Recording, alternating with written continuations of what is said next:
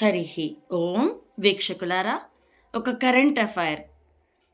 తిరుమల తిరుపతి దేవస్థానంలో వైకుంఠ ఏకాదశికి త్రొక్కిసలాటలో కొందరి భక్తుల దుర్మరణం ఇష్యూలో ఆ TTD chairman BR Naidu versus ఉపముమ పిచ్చి కేకల పొలిటికల్ కమేడియన్ పీకే, వీళ్ళిద్దరి సనాతని అని చెప్పుకుంటాడు ఈ ఉపముమ్మ. వీళ్ళిద్దరి మధ్య ఉన్న ఇష్యూని పూర్వం పెద్దలు చెప్పే ఒక కథతో పోల్చి మరీ చెప్తానండి. అనగా అనగా ఒక ఒక ఈగ ఒకసారి ఒక ధనికుడి నెత్తి మీద టోపీ మీద వాలింది, తలపాగా మీద. ఆ ధనికుడికి అందరూ వంగి వంగి దండాలు ప్రదక్షిణలు పెడుతూ ఉంటే అవన్నీ తనకే అనుకుని దానికి బాగా కొవ్వు బలిసింది, భావపు కొవ్వు. దాంతో వెళ్ళి ఒక ఎద్దు కొమ్ము మీద కూర్చుంది, ఒక గంట కూర్చుంది.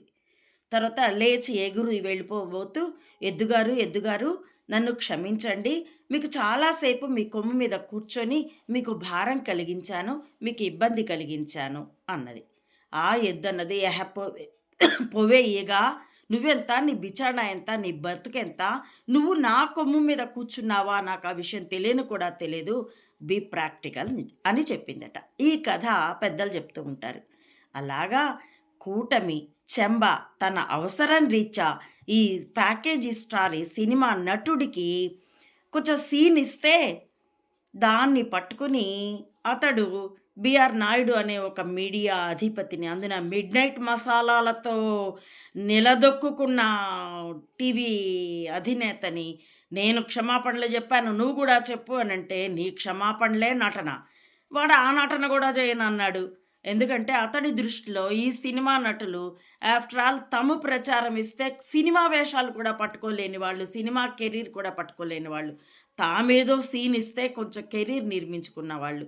అలాంటి వాడు ఒక పొలిటికల్ అనుకొని ఈవేళ కాలం అతడికి కాస్త అనుకూలంగా ఉండి ఓ ఉపముమ అయిపోతే తన్ని ఆర్డర్ చేసేపాటి వాడా, ఎహపోవే ఈగాలాగా ఎహపోరా నటుడా అన్నాడు.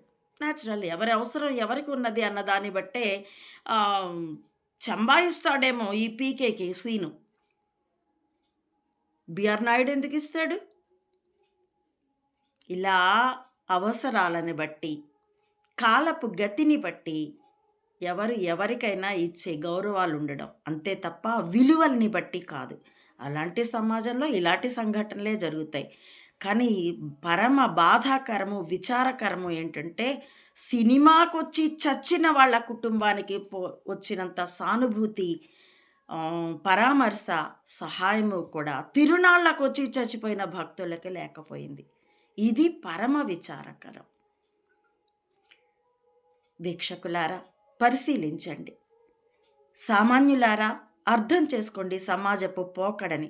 అందులో దానికి మనం ఎటువైపు ఉన్నాం? ఆ గట్టున్నామా ఉన్నామా, ఈ గట్టునున్నామా? శ్రేయో మార్గంలో ఉన్నామా, ప్రేయో మార్గంలో ఉన్నామా? సమాజపు మంచిని ఎక్కువ నెత్తినేసుకుంటున్నామా, సమాజపు చెడుకు ఇతోధికంగా మనము సహాయం చేస్తున్నామా? మనల్ని మనం చెక్ చేసుకోవాల్సిందే. Check yourself, common man.